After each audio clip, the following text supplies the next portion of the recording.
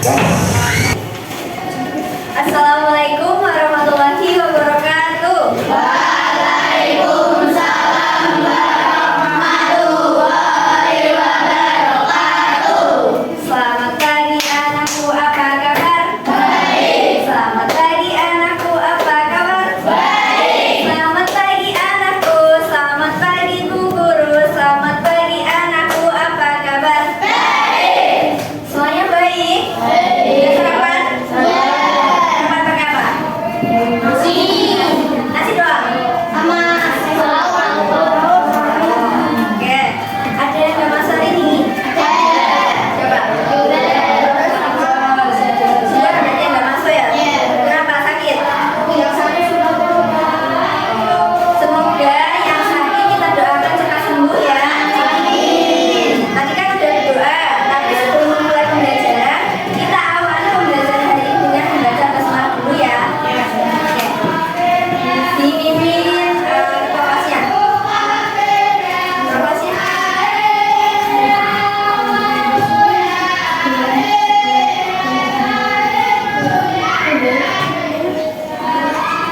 Dulu aja. Sebelum memulai pembelajaran, kita membaca basmalah terlebih dahulu ya. Bismillahirrahmanirrahim. Oke, semuanya sudah membuka bukunya? Ada yang nggak bawa buku? Siapa yang nggak bawa buku? Buku tematiknya dibuka.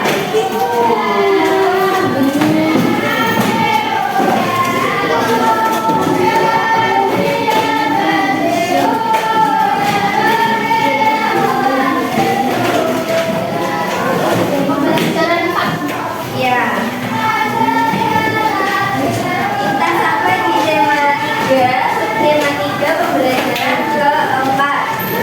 Buku tulisnya juga disiapkan, alat tulisnya. Dibuka.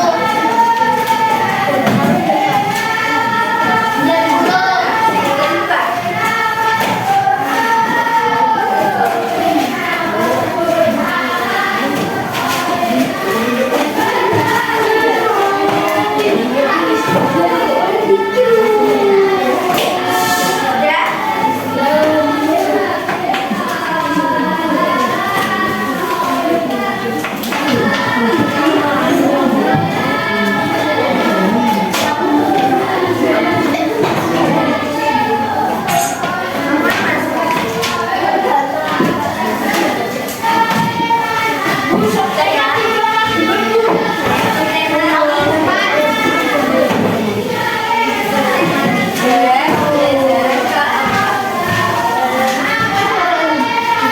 Oke, sebelum memulai pembelajaran, guru akan mengajak kalian aktivitas terlebih dahulu. Ada yang tahu tentang itu bagaimana? Tahu nggak?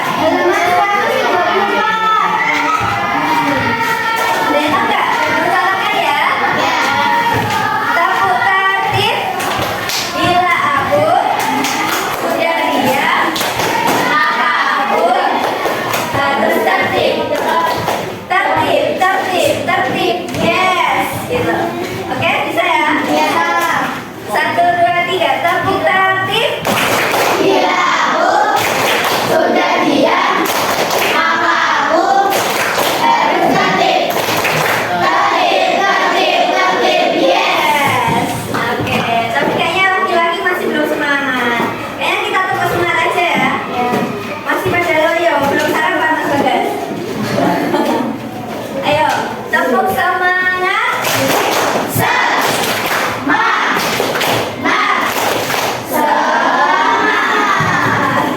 Mas belum semangat, Mas. Mas belum semangat. Ngantuk loh. Baik pagi ngantuk. Oke. Bu Guru ingin bertanya, apakah ada yang masih ingat pembelajaran sebelumnya belajar tentang apa? Teks eksplanasi. Oke.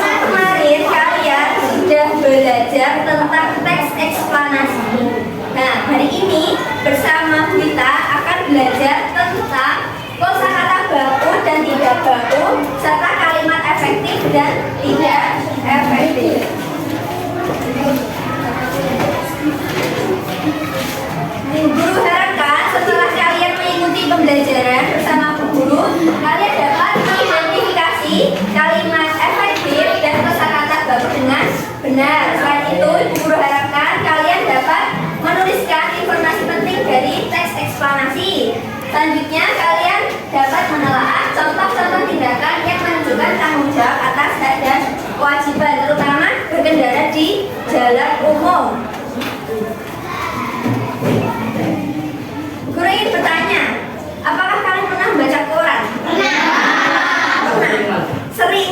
Setiap hari? Setiap hari? Ada yang ayahnya pagi-pagi sudah baca koran sambil ngopi? Gak punya koran. Mbak, gak punya koran? Biasanya kalau koran itu ada yang mengantar. Ya, oke. Nah, kalau kalian membaca koran, bahasanya seperti apa kira-kira? Baku. Kenapa bisa dikatakan baku? Ayo, apa itu baku? Apa itu baku? Ada yang tahu? Ada yang tahu? Oke, jelaskan ya. Baku. Kata baku merupakan sebuah kata yang sudah sesuai dengan pedoman atau kaidah bahasa yang ditentukan. Kalau di Indonesia itu ada namanya Kamus Besar Bahasa Indonesia atau KBBI. Sudah pernah dengar? Nah, kata-kata baku yang ada di KBBI itu dijelaskan semuanya. Mana yang termasuk dengan kata-kata baku atau sesuai dengan pedoman. Nah, ini merupakan ciri-ciri dari kata-kata baku. Tidak ada? Iya. Tidak ada yang depan. Yang belakang udah kelihatan ya? Bu Guru jelaskan ya. Untuk ciri-ciri dari kalimat baku itu tidak dipengaruhi bahasa daerah. Tahu nggak bahasa Jakarta kayak lo? Tahu. Ya. Itu termasuk bahasa baku kan nggak? Ya. Kenapa? Karena dipengaruhi oleh bahasa daerah. Kemudian Guru pernah dengar ada kelas berapa ya yang mengatakan seperti ini. Anjay. Maaf ya, anjay, anjir gitu. Itu merupakan kata baku enggak? Nah, enggak boleh kan? Kalau dalam kehidupan sehari-hari itu kata-kata seperti itu dinamakan dengan kata yang tidak baku karena dipengaruhi oleh bahasa daerah. Kalau misalnya saya itu baku, sedangkan gue itu tidak baku. Kemudian yang kedua dipengaruhi oleh bahasa asing. Nih, klub dengan klub pakai C.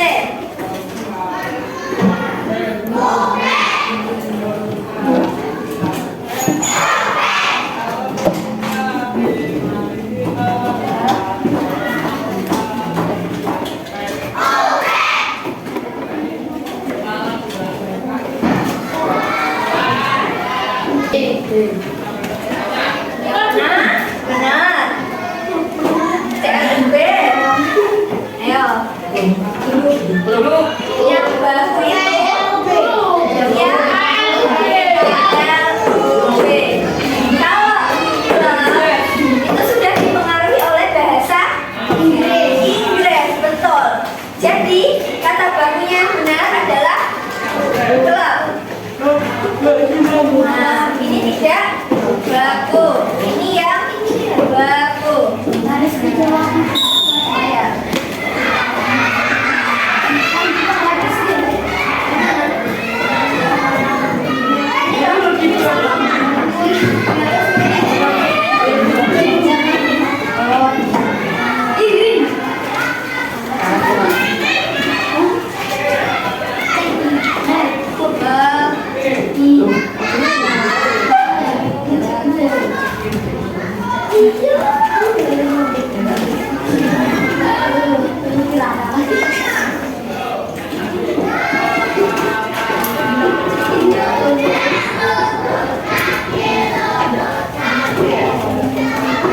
Oke, selanjutnya ciri-cirinya yang ketiga bukan bahasa percakapan.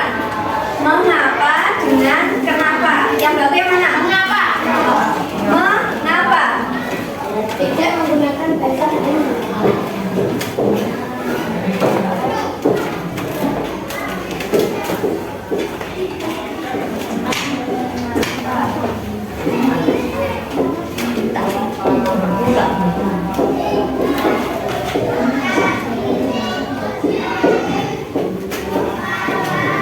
Ya, jadi betul ya. Yang baku itu yang mengapa? Karena apa? Tidak menggunakan Bukan bahasa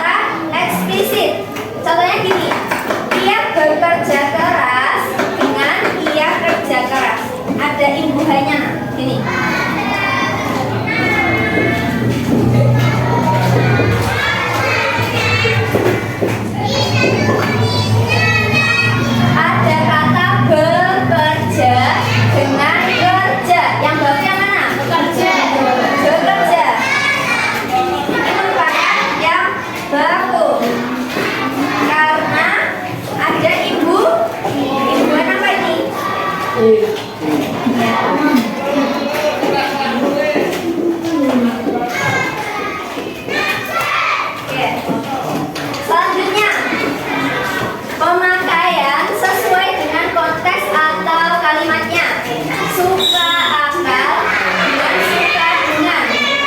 Suka dengan donat. Suka akan donat. Yang baku adalah suka akan donat. Misalnya kayak gitu.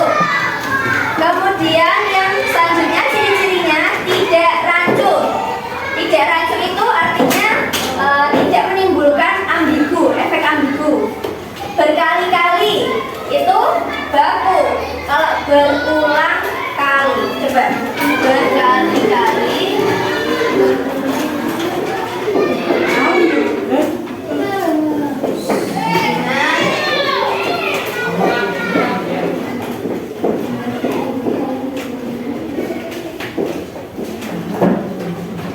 Kenapa yang ini baku, yang ini tidak baku? Kenapa? Karena itu sekali berulang. Berkali berulang. Ya benar sih mas. Saya tahu. Karena itu kalinya dua namanya sama kan biasa. Oke. Karena berulang. Berulang itu sudah pasti lebih dari satu, ya kan? Ditambah dengan kali. Berulang kali. Tandanya berulang-ulang-ulang. Kan kebanyakan. Ya enggak? Kata-katanya itu kurang baku. Yang benar adalah berkali-kali, bukan berulang kali.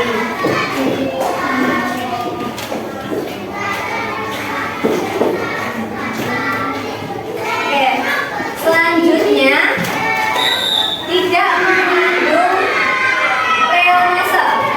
Para tamu dengan para tamu-tamu. Lebih bagaimana? Para tamu.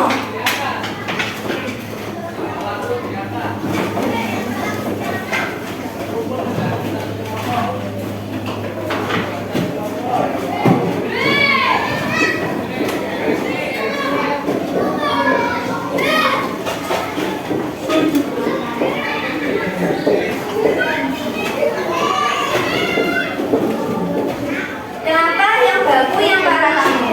Bukan para tamu-tamu. Karena tamunya ada.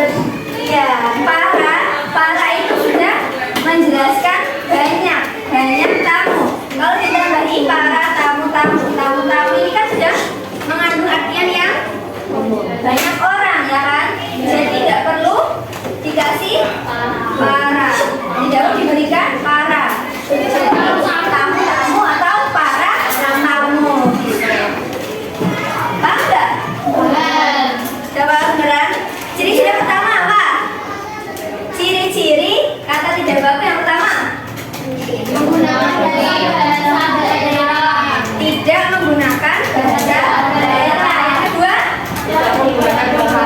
tidak dipengerti bahasa asing. Kemudian yang ketiga, Menggunakan bahasa gaul. ya bukan bahasa gaul, itu merupakan ciri-ciri dari kata yang baku. Kalau guru tanya nanti sudah bisa ya, berarti ya. Oke. Kemudian kata tidak baku itu apa Bu Gita? Kalau kata baku tadi kan sesuai dengan pedoman atau kaidah. Kalau di Indonesia kan KBBI. Nah, kata tidak baku merupakan kata yang dipakai tidak sesuai dengan pedoman atau kaidahnya. Jadi dia tidak sesuai dengan pedoman kita KBBI. Biasanya kata tidak baku dipakai pada saat percakapan sehari-hari. Kalian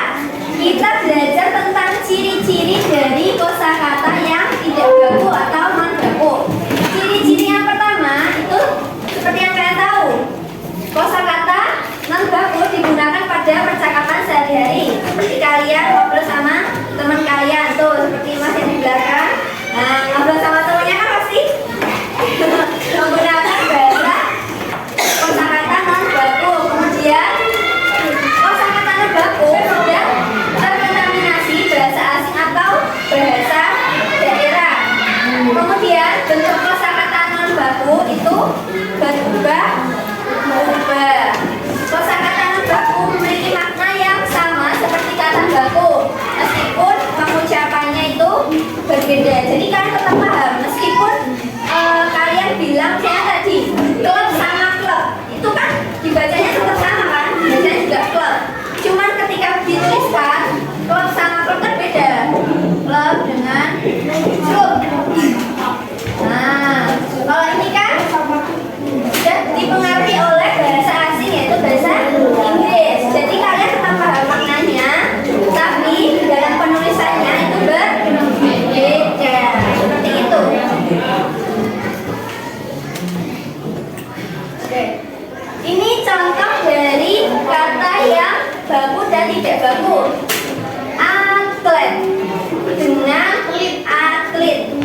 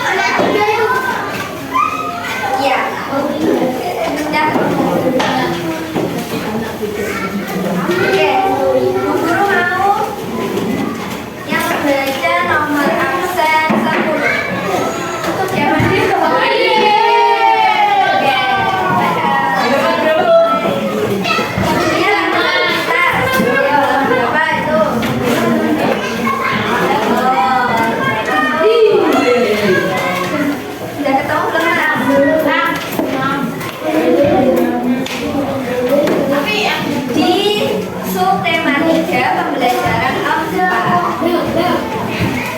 Oh, hilang pakai lolo. Satu tiga empat. Ya, tuh temanmu.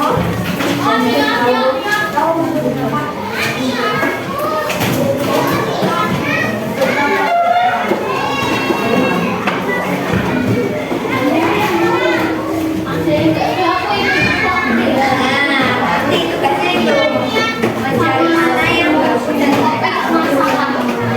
ini kamu yang ngerti. Gambarannya lantang. Yang lain cuma dibaca.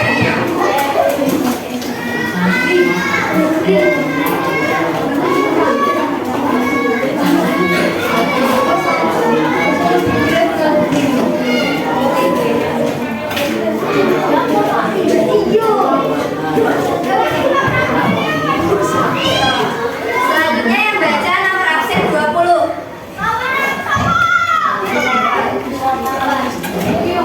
Siapa nomor absen 20? Mana?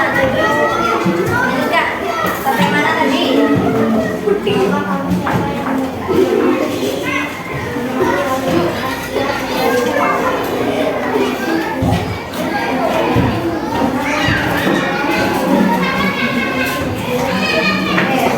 Selanjutnya yang baca nomor absen 5. Order terpanggil sistem lalu lintas terlihat terjadinya kecelakaan antara mobil kereta dan ia berarti terjadi Oke. Selanjutnya nomor absen 2. dan saat ini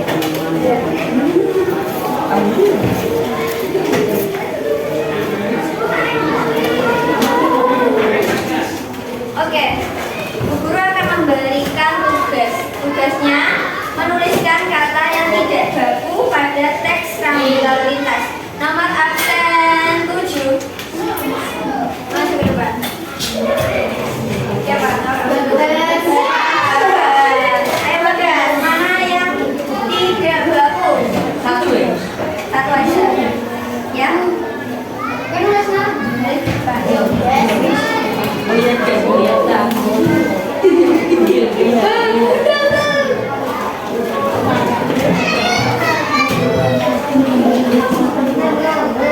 Lihat.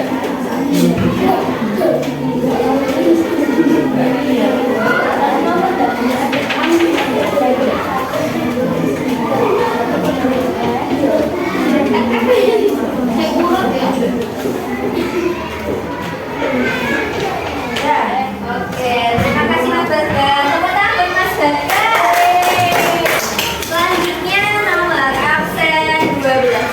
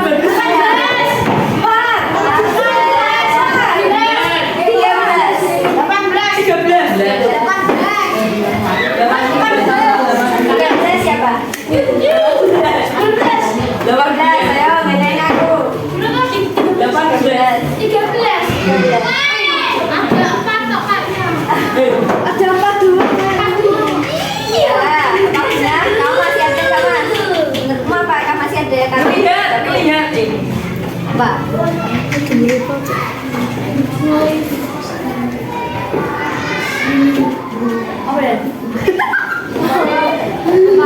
Gimana? Ya, tepuk tangan buat Mas Kabli. Kita bahas ya. Ngelihat. Kata baku apa? Lihat baku. Oke, yang benar apa? Yang benar. Lihat. Oke, selanjutnya sistem.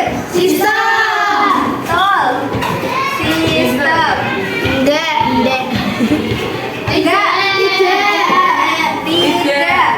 Daripada pinter-pinter.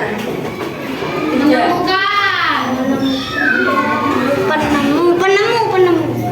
Namuin sebenarnya. Kalian lihat kalimatnya di sana. Pada Menemukan.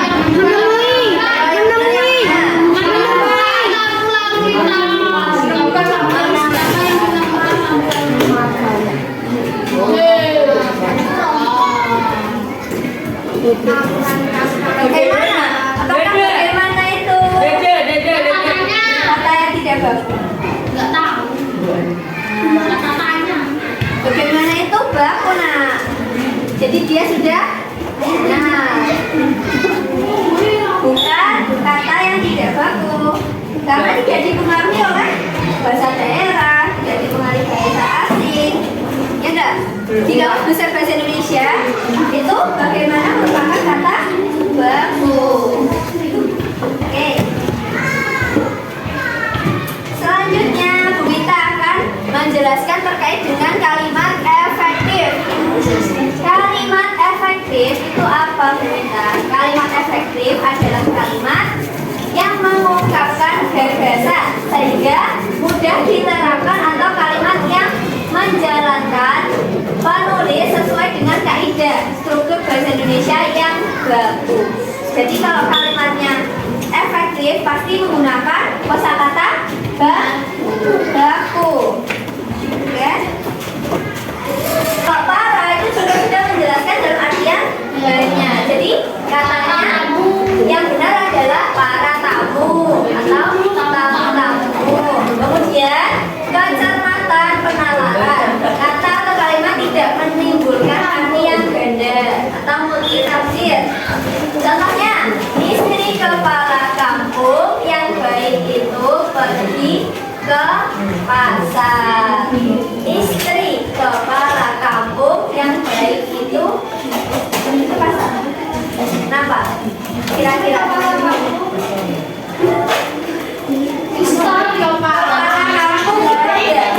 itu ada. Kepala kampung itu ada. Ini apa? Istilahnya nanti.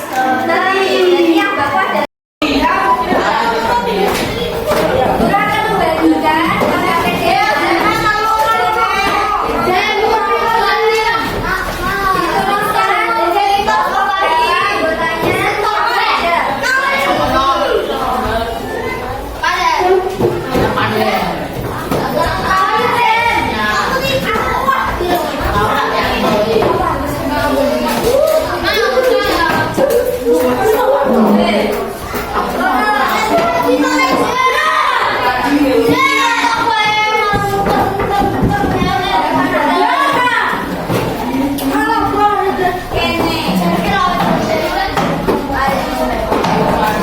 berapa angka kalian? 84 mana? Sini. Silakan ditulis kelompok berapa.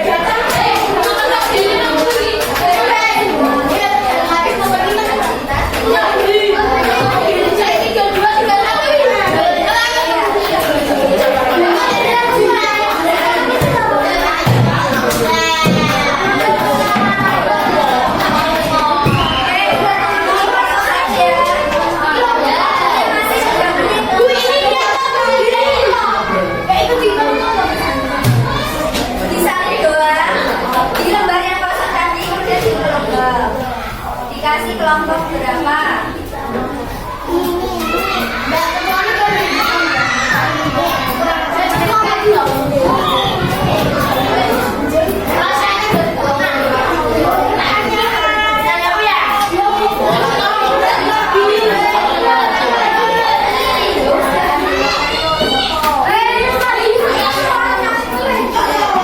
Waktunya 2 menit lagi.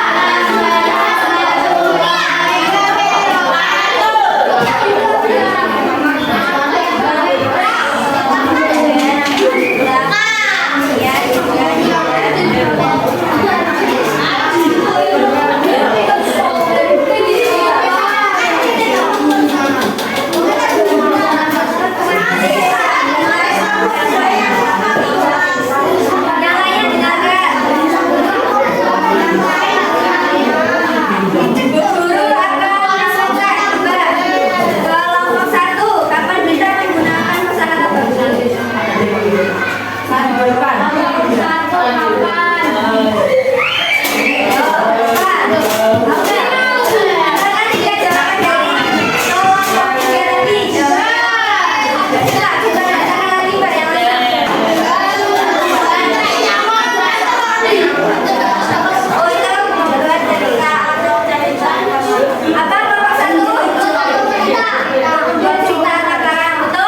Betul. Oke, tepuk tangan untuk kelompok 3.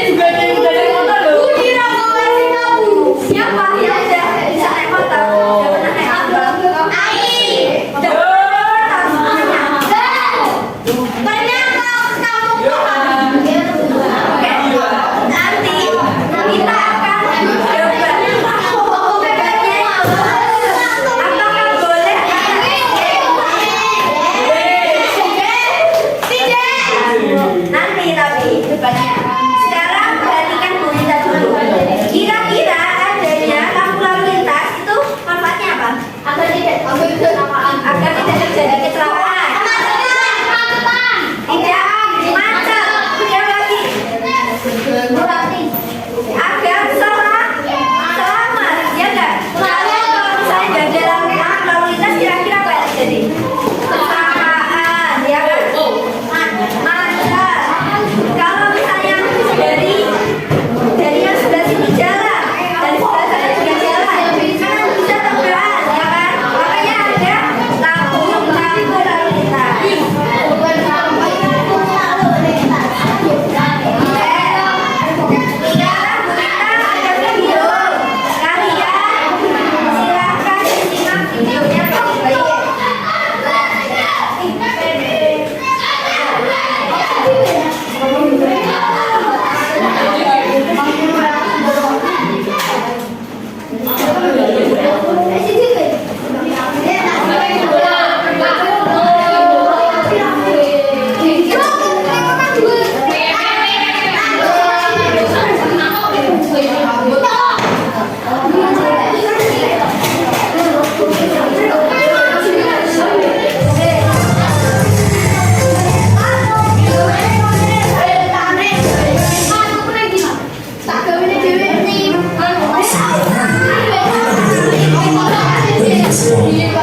Walaupun melewati jalur yang sama, sebaiknya kita memperhatikan jalan yang aman supaya kita bisa tiba kembali ke rumah dengan selamat.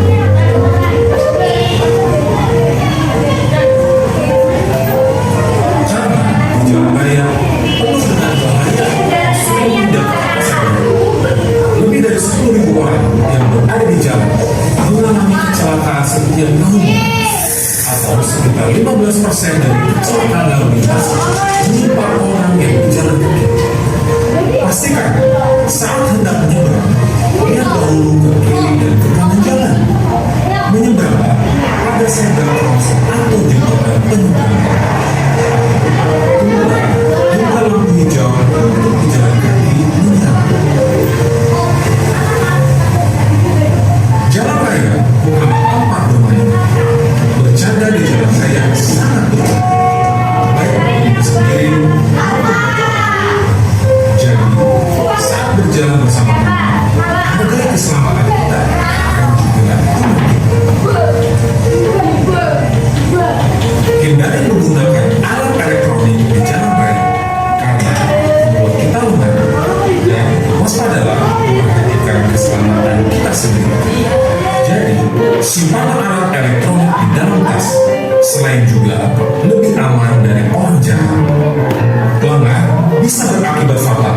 Seringkali jalanan yang kita lalui pun tidak selalu aman. Ada banyak lubang, galian, trotoar yang rusak, sampai tiang listrik yang harus kita perhatikan. Jika naik kendaraan umum, haruslah dengan tertib agar aman bagi semua orang. Duduk atau duduk tidak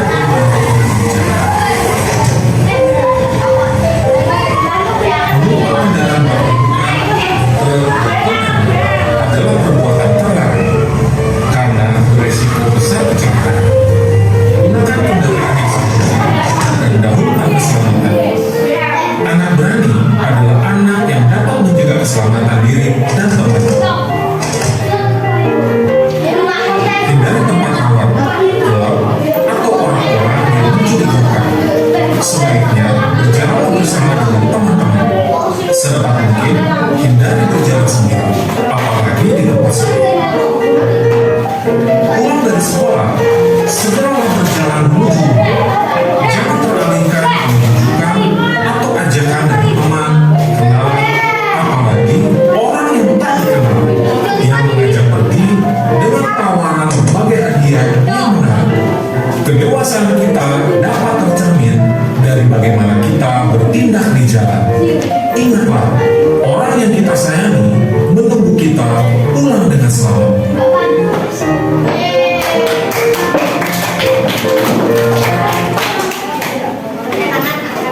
Tadi tahu nggak banyak kasus kecelakaan di Indonesia, betul nggak? Di Semarang aja setiap hari, hampir setiap hari ada kecelakaan. Yang tahu? Setiap hari memang. Iya.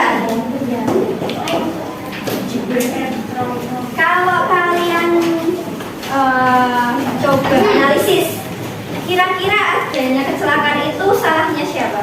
Kita.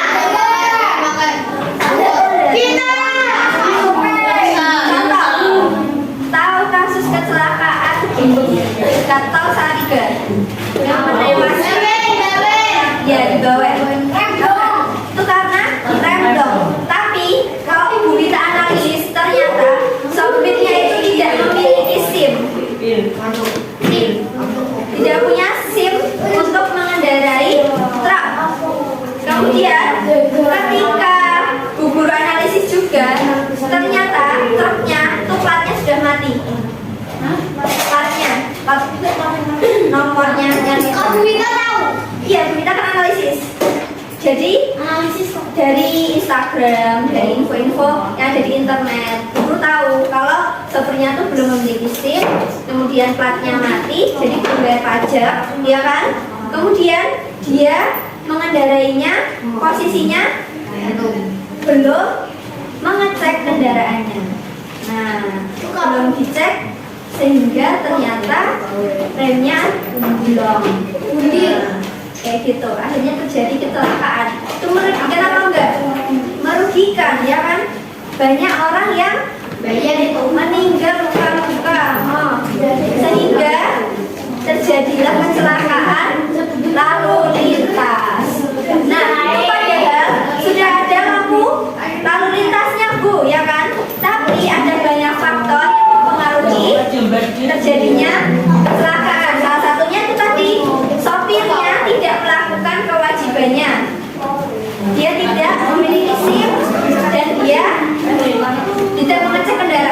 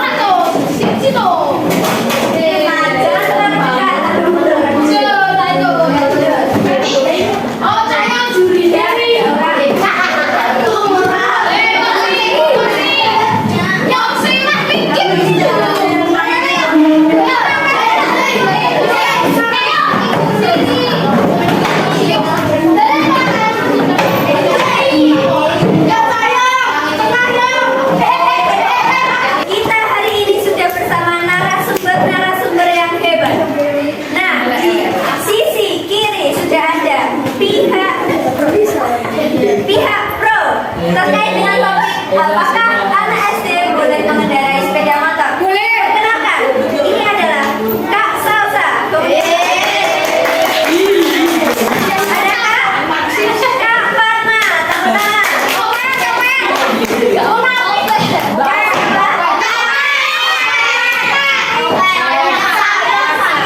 Tepuk tangan. Oke. Selanjutnya dari pihak kontra ada Kak Safira.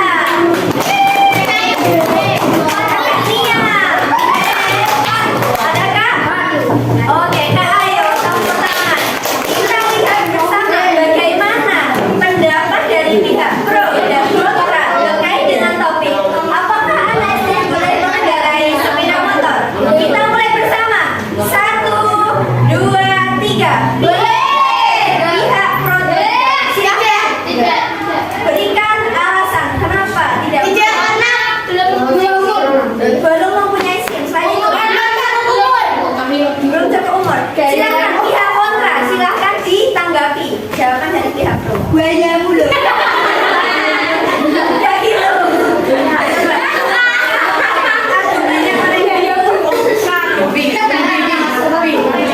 Gimana? Pihak kontra harus melawan dari pihak pro. Jawabannya.